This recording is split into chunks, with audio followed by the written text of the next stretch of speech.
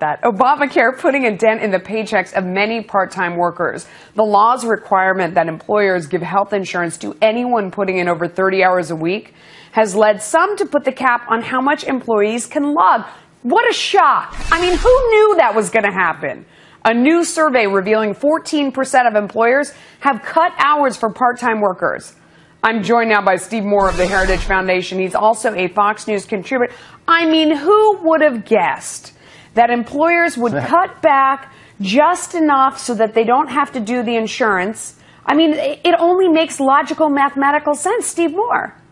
Yeah, well, I've been saying this for 2 or 3 years, that this would be one of the logical effects of this law, Melissa, that basically you've got what we call 29ers. And a 29er is an employer who only hires workers for 29 hours a week or less to avoid these mandates under Obamacare, because you fall off a cliff if you're over 30 hours a week. And we see this, by the way, in the Bureau of Labor Statistics data that is showing us declining numbers of hours worked for workers. And that's a big problem, by the way, because how do you feed your family? How do you pay your bills, Melissa, if you're only working 25 or 28 hours a week? No, it's so true. And the other thing that came out of this was the old bending the cost curve, where if I had written that in my senior thesis, I would have failed out of college, because it just was not going to exist in this circumstance. I don't know when you can really do that, but they were saying he was going to bend the cost curve down. A survey also found that 77% of companies have higher health care costs this year than last year.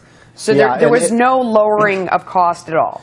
No, premium costs have been rising for a lot of employers. By the way, I got an interesting set of data myself on one of the effects of Obamacare, which is, people are doing tax preparations now, obviously, as April 15th approaches. And it turns out, if you have an income over a certain amount, I forget the exact number, somewhere between $60,000 and $70,000 a year, you lose the subsidies under Obamacare. So I've had tax preparers tell me that they have people who are there, doing their taxes for, if they make $65,000 a year, they lose, say, $8,000 of subsidies. So they actually, Melissa, what that means is they have more than 100% effective tax rate on their income. That is to say, they'd have more after-tax income if they earned less money than more money. Right. All of these are kind of perverse incentives that were built into the system. Yeah.